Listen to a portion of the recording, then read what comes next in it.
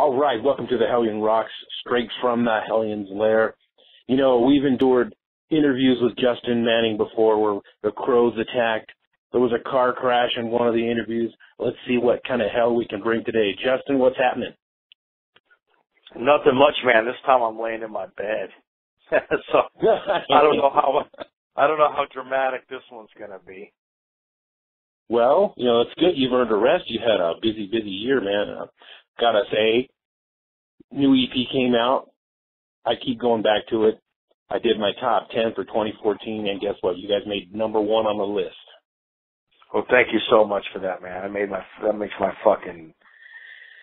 makes it all worthwhile, you know. I mean, I really put a lot of effort into that fucking album, man. Like, you know, there like a lot of even unnecessary shit, you know, like we didn't have to record it as Axe, you know what I mean? Like, we didn't have to fucking have Sterling Winfield mix it. Like, we didn't have to do a lot of the things that happened with that record, but I insisted on it. And I'm glad that I did, you know, because it's just fucking quality, you know. But it is. You know, I think that, I mean, it took me, well, I shouldn't say me, I should say us. It took us, 4 years to put out 5 songs? I mean, that was a fucking hard record to make, man. You know, like, every time I'd get a favor thrown my way, I'd get a favor and a roadblock. So I'd have to go around the roadblock to get the favor. And it was like, when you don't have money, you know, like, it's fucking nearly impossible. But I did it. You know, we did it. Test, man. You know, and not only did we do it, but we put 2 tours behind it. You know, totally cool. self-funded by the band and the label, which, you know, is more or less, you know, it's just an indie label. It's not like there's like a fucking giant sack of money with, you know, tour support and all that kind of shit. But they definitely have taken care of us. I gotta say that. But I mean, you know, in the last 2 years, we've just done a lot, you know, just a lot. It's just been a fucking lot. You know, one thing after another. It really shows. Yeah, it's cool. You know, go ahead. Yeah, we're talking about space music for cave people, and from the whole packaging, man, the art by Sam, everything keeps drawing me back to it. You know, a lot of good records came out in 2014, but I gauge my top 10 on the ones that I keep going back to, and one, you know, when I got the record, I put it on my phone. Obviously, I got the CD in my truck. Never comes out of my player, you know, and I keep finding myself going back to that. And there's something in the tracks. You want to hear something funny? You know? Let's go. You want to hear something funny? I don't even have it on my phone, and I don't have a CD in my truck of the record. I don't ever listen to it. Wow. I don't ever listen to any of my shit. I'll listen to it when I'm making it. And then when I'm done making it and I'm done with the mixes, I'm totally done with it. Unless I have to play it. That's the only time I ever hear it. It's weird. But anyway, go ahead. No, that's it. That's how you judge something that's good, when you can keep coming back to it and it doesn't become stale. You know, there was a chemistry involved in making this album. You guys bled, and literally blood and sweat, and to get it put out. And I think that it transferred into the music itself, and people can feel that. And you know, people that have never heard a lick of Crown by Fire music. You know, I recently had to do a 3-month gig up in New York for work, and I spread that shit amongst all those people up there, you know, that really hadn't heard you guys, and they were like, "Wow, how come I haven't heard these guys?" So the music is there, dude. The magic's in it. I thank you for that. You know, I agree. You know, there's something that magically happens. You know, I don't know what it is. It's kind of like, you know, it's just kind of like you take a bucket and you fill it with water and you set it in the sunlight and it grows plants on its own. Like this band is the only band I never had to try that hard. Like I don't really have to try to do shit. I mean, don't get me wrong, there's plenty of effort. You know, there's tons of phone calls. I mean, I'm on the fucking phone every night for hours dealing with this shit. But as far as musically, it's just very easy for me. I'll just go in, I'll just like write the most fucking badass thing I could come up with. And then we got the, you know, amazing Chris Collier that just, you know, he'll sit there and write with me and we'll just come up with some like badass riffs and put drums to it and shit, lay a bass line underneath it, and then give it to John. And John might be like a week later, John might be like, dude, I have it, let's record it. And it might be a year later. Sometimes it doesn't come that quick to him. And he'll come in, he'll start. Well, it's not forced. Singing something. Yeah, it's never forced. He'll never force anything.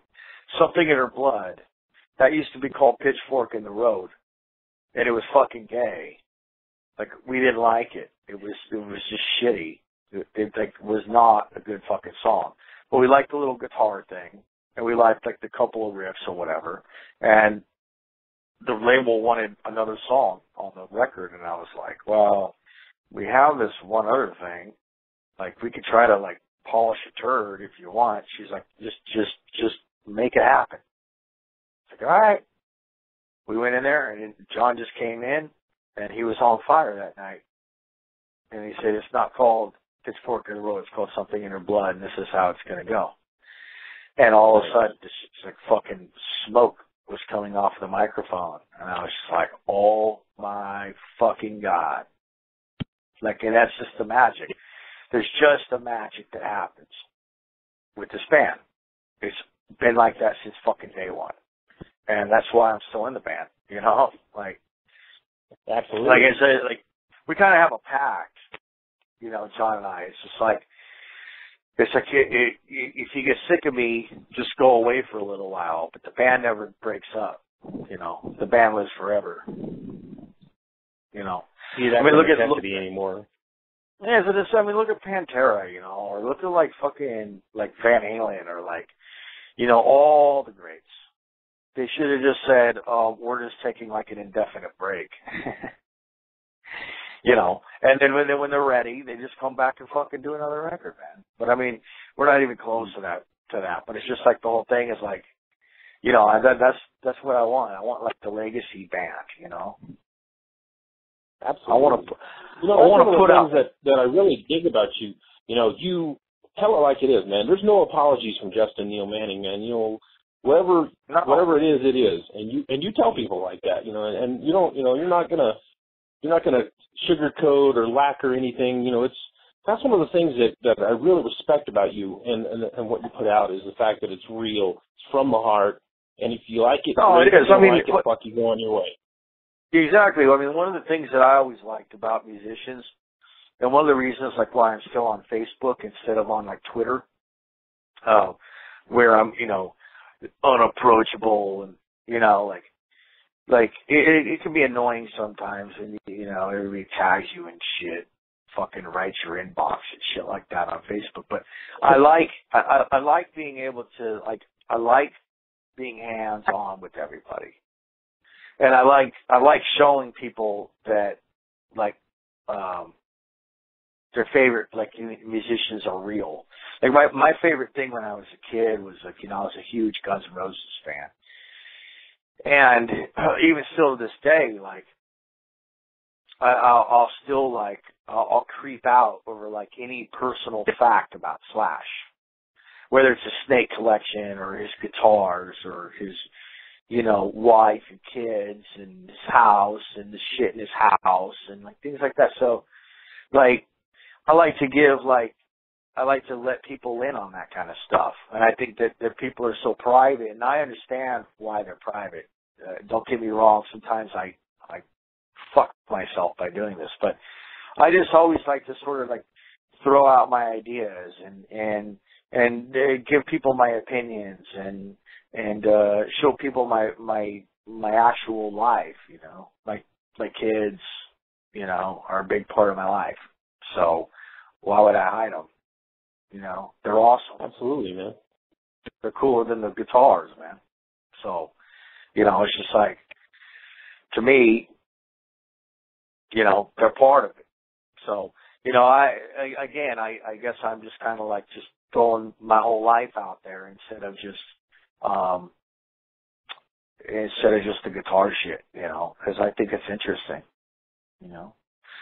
Yeah, whether it be opinions or whatever. I mean, I probably right. shouldn't be as opinionated as I am, and at some point I have to like keep my opinions to myself because you start pissing off like massive amounts of people and like, you know. But then again, fuck them, dude. I don't care. You know, fuck them. That's why people that's like the thing. me. Yeah, that's the thing, man. I totally get it.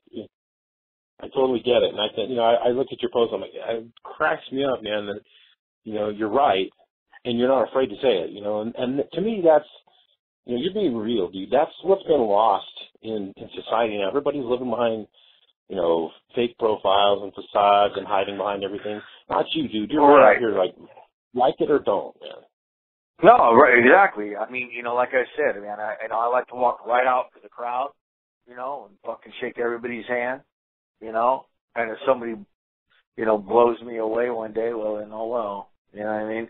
Like, but you know, it's like I just like to get right out there in the middle of all of it and just, you know, say my piece, and 98.9 fucking % of people appreciate it and like it, and those that don't say anything about it and silently disappear out the back door. You know what I mean? Right. So it's like, you know, so it's just, that's just the way that it is, man. And, you know, again, I like the personal fucking, details about the guys that I'm into. So I like to, you know, give it out, you know, because I know that the people that are fans of mine, you know, dig on that shit. So, you know, just whatever's on my mind at the time. Or like, I had a lot of people thank me.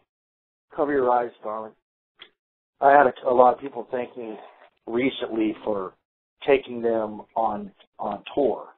Like, I didn't know I was taking them on tour, but to them, I took them on tour. And I thought that was really cool. Like, I was like, wow, I didn't even know that I was doing that. But they're like, you know, when I got home, everybody was like, dude, thanks for taking us with you. You know, and I was like, fuck, I should have made videos or something. You know, while I was out there, like, hey, here I am in, you know, Jacksonville, Florida. You know what I mean? Hanging out and whatever. You know, because again, that'll come. What's that? I said, that'll come, man. You know, one of the other points I wanted to talk to you about was the fact that you have opportunities. You're in the know with a lot of people. You know, you've got a lot of good connections. And I respect the hell out of you and Crown by Fire for not taking advantage of those and still trying to do it on your own. You know, Crown by Fire is a DIY band, and I dig it, man. You know, you guys get out there and you show. You know, there's so many bands that I know that whine and cry. I wish I could tour. I wish I could do this. You, by God, you went out and you guys did it. You guys aren't rich by any means. Well, let me tell you something, man. When it comes to that, I'm, you know, everybody knows, you know, I'm good buddies with Zach Wilde, you know. So it's like, I talk to the guy all fucking day. We were just arguing about whether or not the latest Van Halen record was good or not. You know, like, this is part of my everyday life. Okay? But at the same time, like, he don't hand me anything. You know what I mean? Nope. I mean, he hands me, you know, certain pieces of gear, you know, to help me out because he sees how I bust my ass, man. You know? He wouldn't give me all those pedals and strings and shit like that if he didn't see me out there fucking pushing, man. So, you know, I hit him up all the time. I'm like, what's up, man? You know, fucking take us out on the road with you, dude. What's up? Why are you taking this band out on the road, but you're not taking us out on the road? And it's just like, it just boils down to dollars and cents. It's like, fucking prove yourself, kid. You know, you don't have shit to me. So even if I wanted to take advantage of it, I could. You know, even if I wanted to,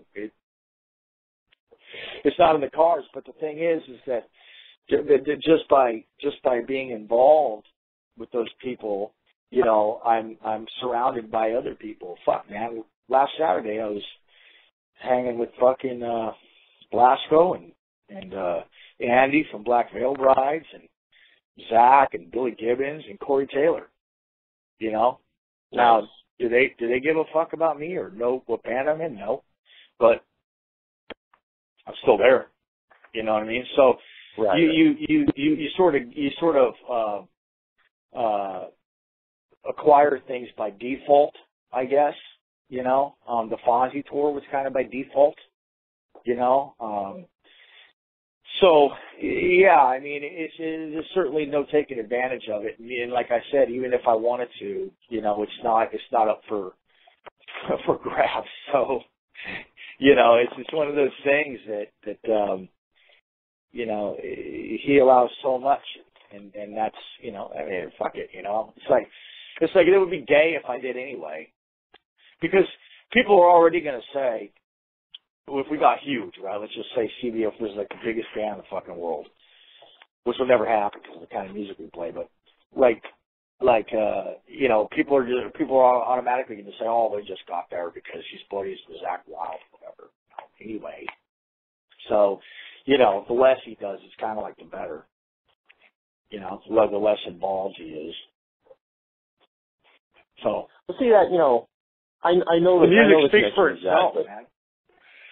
Yep, but that's exactly what I was going to say. Is I don't tie you in with Zach, you know, other than the fact that, you know, you guys obviously are friends, and you know, I don't put you in Zach's camp.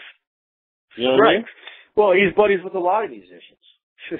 So there ain't no difference between me and any of his other buddies, whether they're famous or not. You know what I mean? It's just you know, he helps me. Yes, I'm kind of like his fucking little brother or whatever, but it's not like, you know, yeah, it's not, he ain't doing anything for me. He's not calling fucking Tommy Mottola and saying, hey, dude, you got to sign these fucking guys. You know what I mean? And that's, right. It would be gay if he did, you know, and the music speaks for itself. And it's just like, the whole thing is, it's like, when we get to the top, man, you just fucking, you know, give me 5 and fucking just chat on like we do anyway. It's, you know what I mean? It's just like, you know, in the end of the day, we're just musicians, man. You know, we ain't fucking sports stars or anything like that, you know.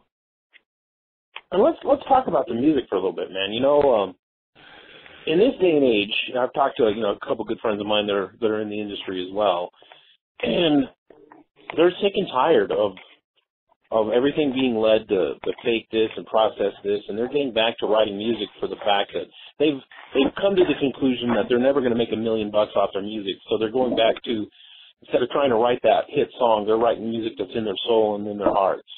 And I think that's where the good music is going to come back from. What's your take on that, on where we are right now with music? Well, as far as we're concerned, we just write music that we like. We don't concern ourselves with what's hip or what anybody. We don't care. Like, if we think it's gay, we're not going to do it. You know, we just do whatever we want, and it just ends up cool. You know what I mean? We just do. Absolutely. You know, we just do what like, you know, you're the same type of dude. You know, it's like Blasco told me one time. He goes, dude, let's face it, if I was walking down the street and I saw you, I'd be like, hey, what's up, bro? Just because I know you come from the same fucking school as I do. You know what I mean? Right. Like, because we just do the same shit. Sabbath, Dead Lizzy, and fucking, you know, like the good shit, you know? So it's just like, that's what, you know, that's just what we do. You know what I mean? We just do whatever we want. And by doing whatever we want. That's true. Yeah, we don't try to be incredibly original either. Like, I'll be like, dude, you sound like Ozzy there. Like, totally try to sound like Ozzy there. Like, go totally Ozzy. Like, do your best Ozzy impression right there. You know what I mean? And like, you know, or like, you know, there's certain riffs where we call it the dime riff. You know, it's like, dude, do the dime riff. You know, and it's just like, you know, we just taking pieces out of the pages of all the shit we love, and we just like throw it together. Like, that was always the idea in the beginning. Like, don't try to be incredibly original. Just do what fucking rules. And by doing what rules, you end up being original. Just because everybody else is trying to be so original, that by not trying to be too original, you just kind of, again, by default, end up sounding original, you know, and just, I mean, American music has a formula, and I think that there's a lot of metal bands specifically that try to rewrite the formula. And as cool as it is, you know, to hear different takes on things, I think that a lot of times it kind of just misses the boat, you know what I mean? Absolutely. Whatever. You know, like for me, like, you know, I'll be sitting at work, you know, and I could put on Thin Lizzy's Greatest Hits and just be happy all fucking day long, you know, or the Beatles, you know, or Zeppelin. You know, it's timeless music. It doesn't have an expiration date on it. It rules forever. See, that's it. And nobody, well, not nobody, but there's where's that music today? I mean, there's a lot of bands out there, putting out a lot of music, and it's in your ears and it's gone, and you don't really remember it. You know, you put the CD away, they stop playing it on the radio, and it's gone. Where's the music that's going to stand the test of time? I don't know, man. I don't know, but I think that that's our niche. You know, they always say you gotta find a niche. I think that's our niche. You know, Motorhead, that's the perfect example. Lemmy doesn't sit around and listen to metal. Lemmy sits around and listens to fucking Elvis and Little Richard and the Beatles. You know, like, and that's why Motorhead rules so fucking hard. I mean, Motorhead is the greatest band ever. You know, and that's the kind of band that the attention they should have. No, they don't. Why aren't they in the fucking Rock and Roll Hall of Fame? Well, you know what? Exactly. And, you know, I think part of the problem is the corporatization of everything. They've depersonalized radio. They've taken radio out of the hands of the DJs. You know, back in the day when we were growing up and listening to shit, a DJ played what he wanted to play. Of course, he had his obligatory, you know, playlist, but he also had a little bit of leeway to play what he wanted to play. Yeah, his own shit. And you had a chance to call him and talk to him, right? And that's been taken away. And that's bullshit. That's what's cool about what, like, people like yourself and Trev McKendry and, you know, all you guys do, man. You have, like, the power to, like, just fucking play what you like. And I think that, you know, as much as the internet is fucked the music industry up, it's also leveled the playing field. Because, you know, when everybody was making millions of dollars, all that money turned into the labels being able to pay for airtime, and then it became a monopoly. So, you know, it got oversaturated and fucked up, and they just, oh, well, this Def Leppard song is really huge and selling a lot of records, so let's sign every band that sounds like Def Leppard, and if they don't sound like Def Leppard, let's try to make them sound like Def Leppard. And then it made everything really gay. You know, you take a band like Cinderella, which is one of my favorite bands ever, man. That band is fucking sadly mistaken for a glam band, when in reality, they're one of the greatest blues rock fucking bands of all time, dude. Tom Kiefer's a fucking badass, dude. You know, I mean, his guitar playing, his piano playing, his songwriting, his fucking voice. He's like, you know, Bon Scott on fucking steroids, dude. It's just, you know, and unfortunately, you know, they got pushed aside. But anyways, that has a lot to do with the industry itself. So nowadays, you know, we don't have to to fit any mold. We can just do whatever we want, you know, and let the fans decide. You know, is there big giant money behind it that could put us out on big tours? No. You know, I mean, our fans are what put us out on tour. I mean, the last 2 tours, extensive tours that we've done in the last 2 years were all because of our fans, you know, and now the help of our new label, Chrome Mountain Records, which has been a fucking godsend.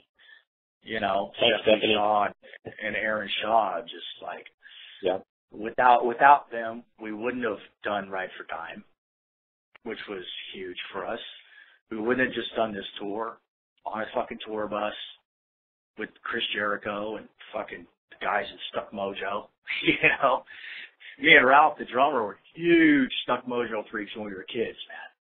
If you would have told us when we were kids that we would be on the road with Stuck Mojo in fucking 10 years, we would have been like, we would have just been counting down the days, you know what I mean? It's like, you know, to sit around and talk guitar with Rich Ward, you know, while Zach Wild's blowing on my phone, you know, if you had told me that was what my life was going to be like in 10 years, I would have said, well, of course. But at the same time, I would have been excited, you know. It's exciting, man. It's fucking cool. It keeps me doing, you know. I mean, I'm getting old, dude. I'm 36. Not that that's that old, but for a musician, you know. You know, I got 2 kids, you know. I still have a full-time job. I make movie slates for the movie industry, you know. So, you know, if you would have told me, you know, that all this shit would have been happening, you know, my life is very fulfilled. You know, there's no blank spots. I don't feel empty in any way, shape, or form. You know, I wish I was making more money doing music. I wish I could do music full time. Don't we all? You know. Yep.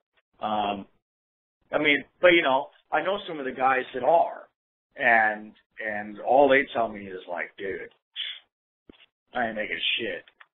You know, like, I just read an article on Vinnie Paul. He's like, I don't fucking play music for the money, dude. You know, after you pay all the bills, there ain't a whole lot left. You know, he's got several businesses that he started with the Pantera money, and you know, titty bars and hair salons and shit. And he could just live off of that. Me and my buddy Frank were talking about it last night. He works for DJ Ashba. He's good buddies with Vinny. And we were talking about it last night, you know, with Zach. It's just like, yeah, I mean, that's what's cool about Vinnie Paul, you know, like, he could easily cash in on the Pantera thing, you know what I mean? And make enough money to fucking live out the rest of his days happy. But why? You know, he don't give a fuck. He just likes playing music on his terms. It's on fucking his terms. And that's some notoriety to that, Jack. You know? Because I don't know if I got that. I might just put the band back together and make the millions of dollars that's being offered to do Pantera again.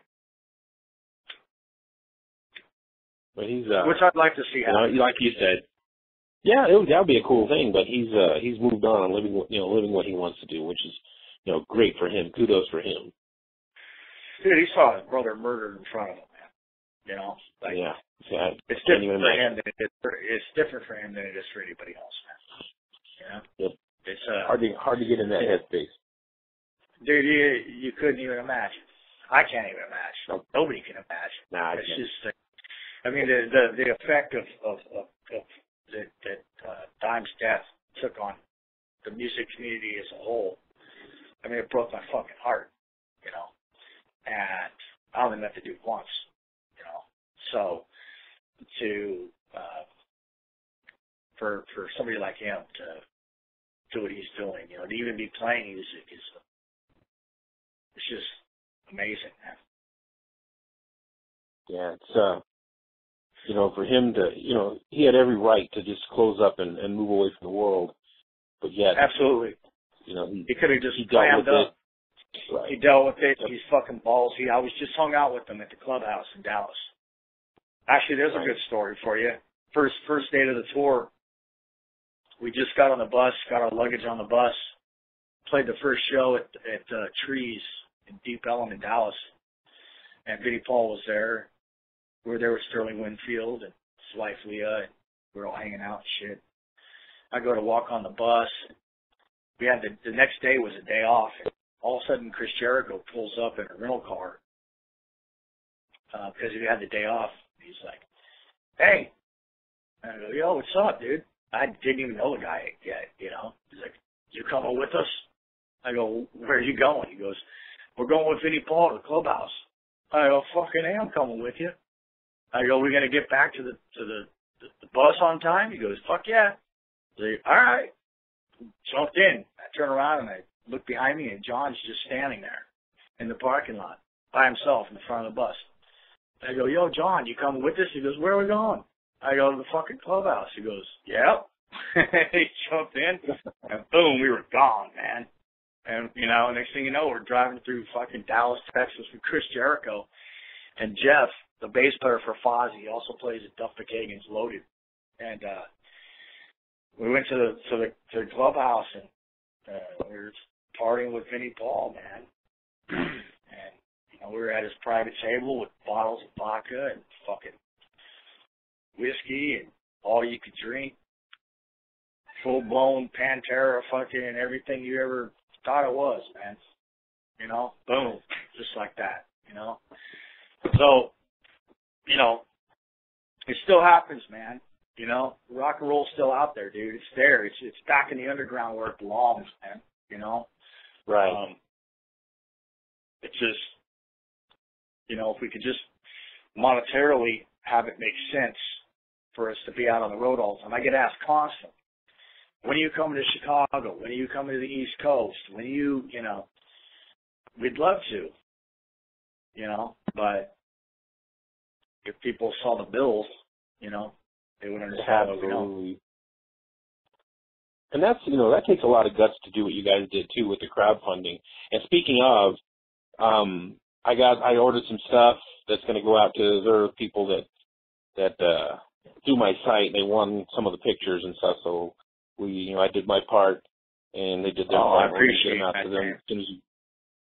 Absolutely, man. You know, it's a thing. The thing I noticed about Crown by Fire fans, and myself included, is there's like a unity. There's, like you said, there's an underground unity. People, you mean a lot to your fans, not just the band they listen to. You know, it's like you said. You know, they share in part of your guys' lives.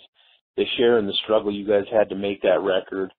You know, there's a few key individuals that stay and talk more than others, but it's truly like an underground family. You know, it really is. You know, there's people that I talk to on a daily basis, you know, via social networking that are very much a part of the success that we've had, and you know, that are true, you know, fans and followers and have become friends like yourself. You know what I mean? Like, thank you. You know, it's like, yeah, it's just totally a family thing, man. There's just certain people that, like, I really look forward to meeting, you know, when I get out on the road. You know, like, the problem is by the time I get to fucking meet them, it's just so chaotic.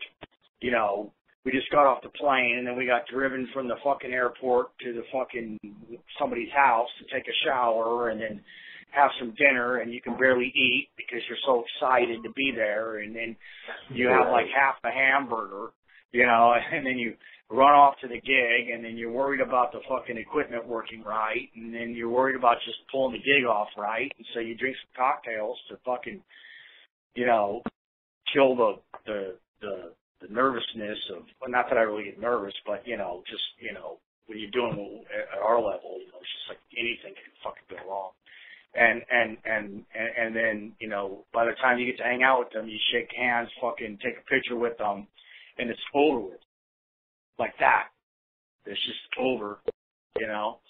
And I'd like to be able to take more time, you know, take it a little slower, you know, be able to really hang out with some of these people, man.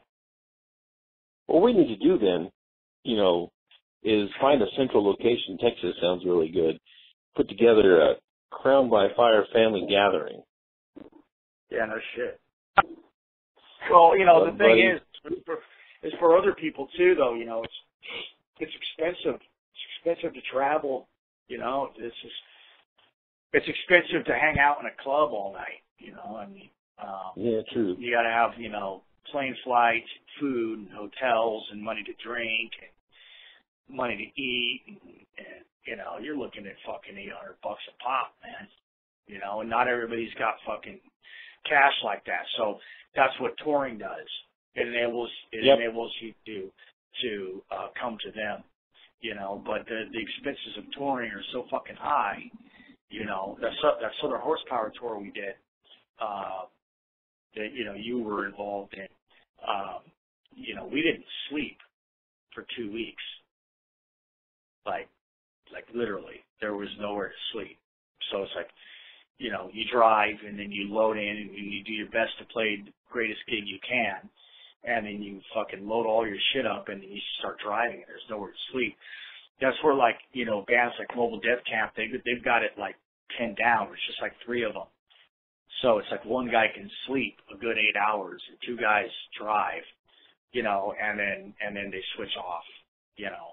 When you're Crown by Fire, you got 6, 7 fucking people, you know, and that's not even staff to pull it off. You know what I mean? It's like, you need a bus, man, and a bus is, you know, $5-6 grand a week, you know, plus the fuel. So, you know, you got to hit that and above when it comes to guarantees, and that's the reason why we're not able to get to the places that we need to get to, you know. I mean, and then we got bills at home and kids and shit like that, so we got to cover all those expenses as well, you know. You know, and let's talk about that, you know, about guarantees and stuff for a minute. You know, I see all these club owners bitching about shit. Pay the bands what they're worth and promote your shows. I'm gonna flat out slap everybody in the face with that. You can't just book a show and then blame it on, you know, the death of music for nobody showing up. If people don't know about the fucking show, how do you expect them to get their butts in the seats? You gotta promote. You gotta go old school and promote. I see both sides of it, you know. I agree. I think that I've been on both sides of it, so, you know, I've thrown shows and shit like that. So, you know, sometimes people just don't care, you know. Nowadays with the internet, you know, back in the 80s, man, you had 3 kinds of music. Now you have 3,000 kinds of music. Yeah. So, you know, here in LA, you know, like, people just don't really fucking care, you know. We pull way more people in Dallas, Texas than we pull in LA. And we're not even from Texas. We're from LA. So, you know, it depends on the territory. It depends on the culture, you know. Down there in Dallas, you know, that's Pantera town, dude.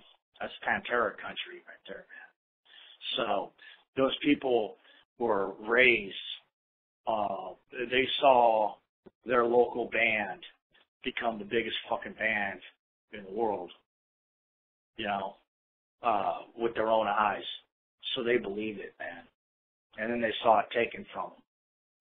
So they believe it and they live it. And that's where it's fucking at. It's like, I was telling my dad the other day, it was like, you know, Dallas, Texas is like the fucking Liverpool for metal, you know. True, man. LA isn't necessarily that, you know. LA is kind of like Paris or New York, you know. There's so many things going on. Yeah, there's a rock scene. There's some really great bands. All Hell the Yeti is a fucking great band that's out here, you know. There's a few of them, but you know, it's just like it's just not what it was, man. You know, so we have to travel to get to where it's at, you know, and there's some pretty big fucking expenses, you know, with not a lot of a payout. I mean, granted, we do good on merch, and the people really support, but you know, we still come home in the red. So everything that we're doing, we're paying to fucking play for people. You know, it's coming out of our pocket, you know, yep. to get out there. But it just goes to show you, you know, the character of the band, you know.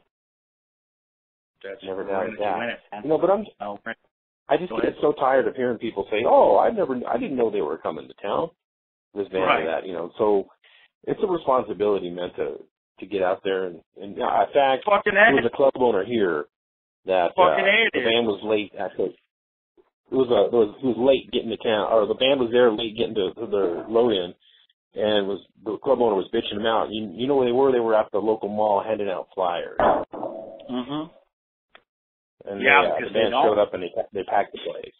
Sure. Yeah. They packed the place. Well, I mean, it was like, you know, get it. I'm sure that if the people were there, you know, and wanted it, and the money was there, and they were coming in like, you know, fucking waves of people, then the club owners would be out there promoting and investing money into it. But it's all relative. You know what I'm saying? It's all relative to how many people are showing up and buying drinks, you know, and you know, they're putting out what they can afford, and so is the band, and everything's just kind of flattened because of the internet.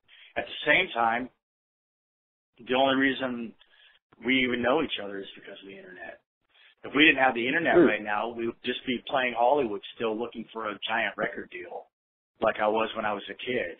And now it doesn't work that way. I mean, fuck, like within like the first year and a half of Crown by Fire even being together, because of the internet, we got signed and got flown to Florence, Italy, you know, and recorded a record for 5.5 weeks in the hills of Tuscany.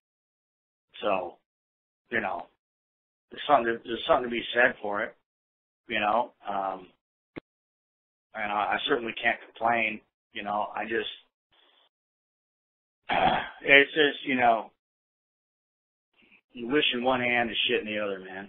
That's pretty much how it is. But I figure, you know, what's meant to be will happen, you know. So I don't really worry much about it anymore. I just like creating new shit and watching everybody freak out over it. Like that's like kind of like what I dig about it.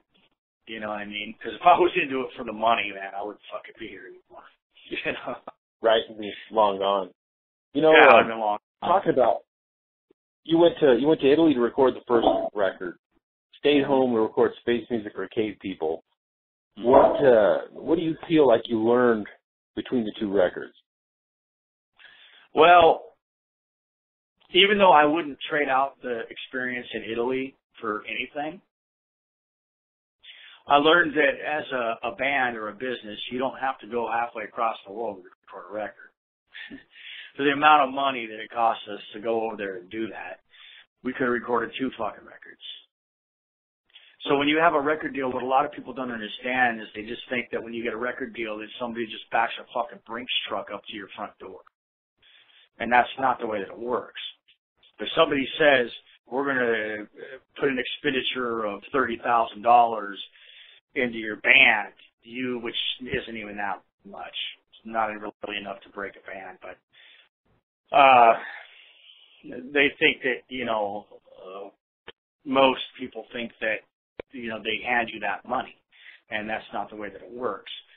You do have some power over where that money gets spent, but you have to recoup all that money in sales before you fucking see a dime. So, you know, even though it's cool to have that opportunity, you know, to be able to do it for a living, you have to recoup all that fucking money. So the less money spent, the bigger the profit margin is, just like any other business. So what I've learned is that the next one, we will not be going to fucking Europe to record. Matter of fact, tomorrow I'm going to go in and start riffing around with Chris Collier and start throwing down some new shit. Not that we're going to put a new record out anytime soon, per se, but I have some ideas, and it took so long to give everybody these 5 or 6 songs that we just put out on this last record that I don't want to make them wait that long. And even though the guys, you know, in the band are like, dude, we haven't even, you know, toured this cycle. You know, most people don't even really know about Space Music for Gay People. Da, da, da, da. I agree. On the other hand, the people that do are the diehard fans, and I feel that it's my duty to give them something fresh and something new, and not make them wait so long. And when you don't have money just falling out of the fucking sky, the sooner you start, the better, because it might take a while, you know. So, but I think we're gonna do another video. I think we're gonna do a video for Something in Her Blood. Right. Yeah, we're gonna do that here after the new year, and I'm gonna hit my buddy Brandon and get that all getting ready to go and figure out what the fuck we're gonna do with it. And like I said, tomorrow, you know, I'm gonna go in and start writing some new riffs, and you know, I don't know how we're gonna put that out. I don't know if it's gonna turn into another record, or maybe it'll be another EP, or maybe it'll just be a single. You know, I was kind of tossing that idea around. You know, fuck it, let's just write a song, go and record it, just fucking put it out, man. Yeah. Just there is something fresh, man. Like, because what always bothers me is that, like, by the time I put music out, to me it's old. You know, like, it's not fresh. Like, Something in Her Blood was literally written, and like, well, the riffs were written and then kind of tossed in the trash can. And like I said earlier, the label wanted another song, and we just kind of, well, we have this, let's see if we can make something out of it. And just all we needed was a little bit of a push. Like, I need you guys to write another fucking song. We went in there, and Something in Her Blood came out, and like I said, there was smoke coming off the fucking microphone. It was like, oh my God, this is unbelievable. So that's what gets me off. You know, not the traveling. Oh, that's just a fucking asshole. You know, for me, it's the art of it. You know, I'm addicted to the fucking art. And so I really want to, I can't wait to get in there and see what happens next, man. You know, and be able to give everybody something fresh. And like right when it's fresh, when it's new to me, when it's new to the band, boom, just deliver it. Instead of fucking waiting around for months and months and, you know, sending you pre-pro demos and shit like that. You know, it's like fucking, if it's going to be that much of a hassle to do an entire album, you know, I might as well just do one tune and see what happens, you know. So, I don't know. Very cool. We'll stay busy. Yeah, just, you know, one other thing. Yeah. One other thing I wanted to talk to you about was your involvement in the new Prong record. You know, Prong has always been one of my favorite musical experiences, and how cool was it you got to work with Tommy, man? Oh my God, dude.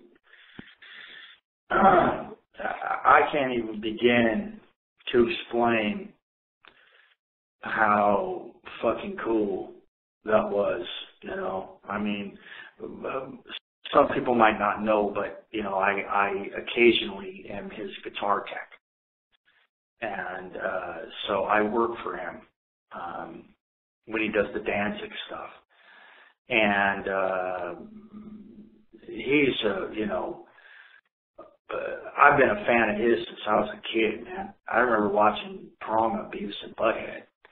You know, I remember sitting in my buddy's garage when I first started playing guitar, listening to The Cleansing, you know, and like, just like, we fucking love this band, you know, and it was like, it was all about Prong, Pantera, and Sepultura, man. Those are the three fucking bands that, like, you know, they changed the way I play guitar.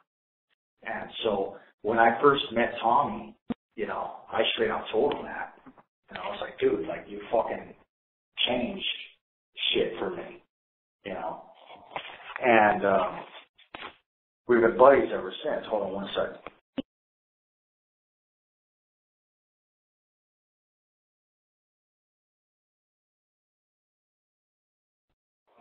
So we've been buddies ever since.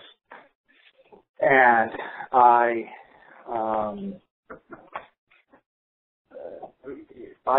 had asked him to, when we were recording the record of Zach's, you know, he's a big fan of Zach's guitar playing. And, you know, he's like, you know, hey dude, would you be interested in like coming up there and singing a verse on one of our songs? He was like, yeah, of course, absolutely. I was like, wow, Tommy Victor's gonna fucking sing on my fucking record, you know? And so we did that with Buried Away, and then after that, me and him were on tour. I don't even know what the fuck we were at. We were going to Austin, Texas, or something like that. Him and I were drinking on the plane, laughing our fucking balls off because he's super, super funny. There's a really dry New York sense of humor. And he's like, you're gonna fucking help me write the new Prong record, and you're gonna play on it. And I was like, really? Yeah, whatever, you know. And then like 8 months later, I fucking called him on it. I go, look, dude, check it out, man. You still want to fucking write a new Prong record? I go, look, dude, I got my buddy. He's this fucking musical genius, and he's one of the greatest drummers in the fucking world. And I'm telling you, give me one day, and if you're not impressed, you could fucking call it all wash, and I won't hold anything against you. Just trust me. Give me one fucking day. And he said, okay. And he came up, and he met me and Chris Collier for breakfast at Denny's. And after the breakfast, we went over to Chris's house, and we started fucking slamming riffs together. And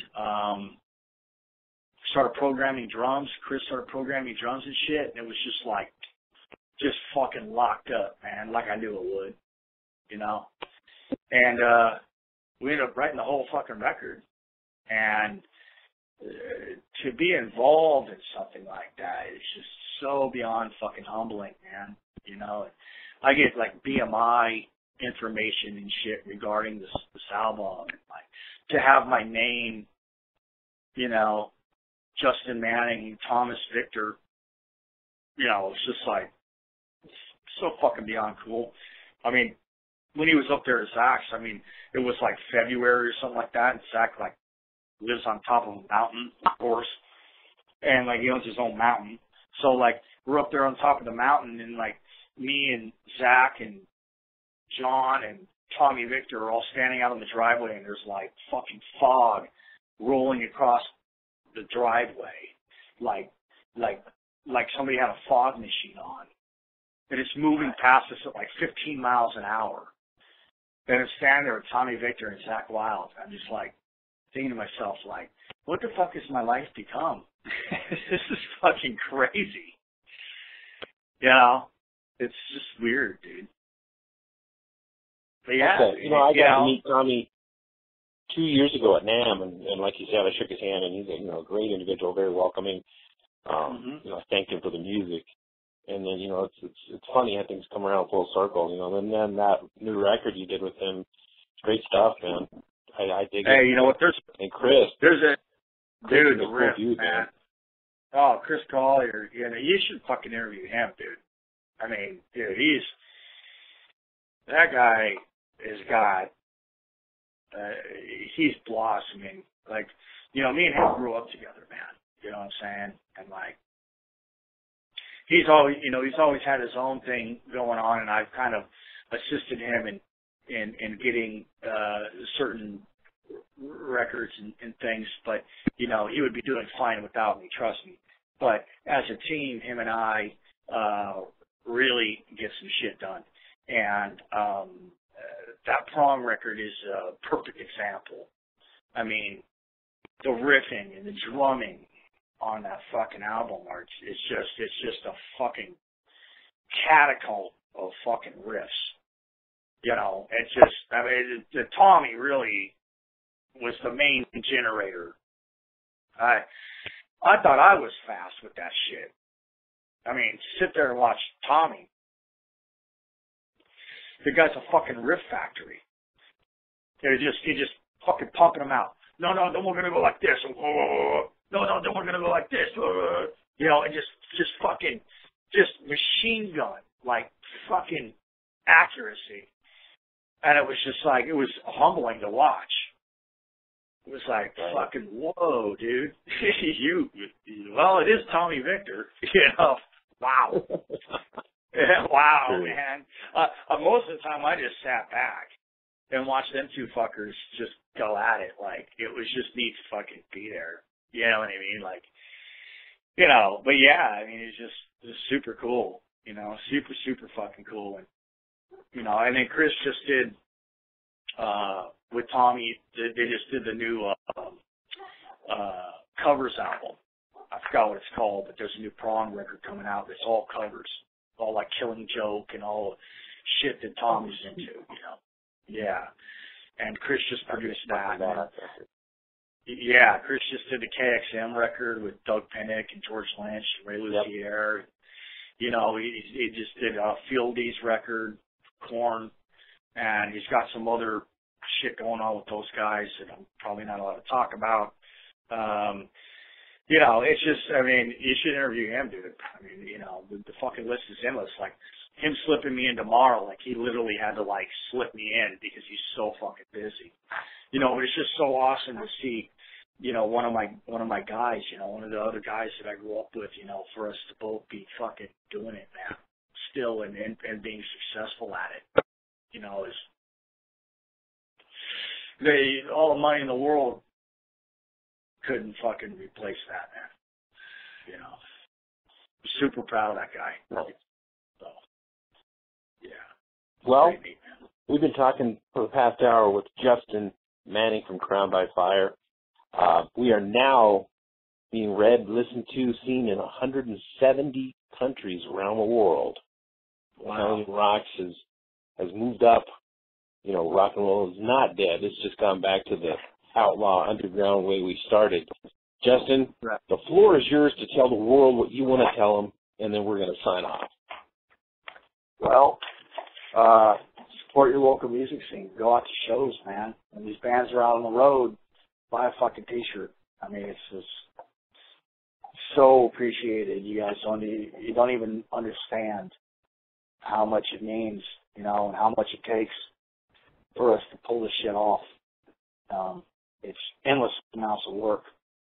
And so when people, you know, show their gratitude, you know, towards it, I wish I had more time to spend with them and, you know, show them how much I appreciate it, you know, or we all do, you know, and it's just go out to shows, man. Support the local music scene. It's back in the underground again where it fucking belongs, where it started, where it'll always be, no matter how big it gets. It's true. Buy them dinner too, man. If you guys see a band touring, you talk to them, you know, take the time, man. They appreciate that. Any help you can give them to make that tour a little easier on them. You know, if you got a chance to put them up, let them take a shower, let them crash on the pad, you know, give them some food. Yeah, a shower out, your pad is a big fucking deal. A shower is a big deal when you're on the road, man. I mean, a big deal. You go 4 or 5 days without a shower, and you figure out who the boys and you separate the men from the boys real fucking quick. You know what I mean? Right. And then you're supposed to go and be Mr. fucking Rockstar every night, and you ain't fucking showered in 4 fucking days. You know, that makes all the difference. And that's, absolutely. You know, anything like that, or, you know, a club owner, you know, that's willing to book a band so that they can make a small guarantee or any guarantee and sell some merch, to make the drive, you know, less of an issue, you know, then by all means, you know, help them out. Because Do they it. ain't making millions like they used to, man. You know, That's right. we're out there because Do it, we do love it. it. And that's it, man. You know, so. Well, right. We've been talking to Justin Manning, man, the guitar player from Crown by Fire, which Space Music for People is the number one of 2014 for the Hellion Rocks. And we're out.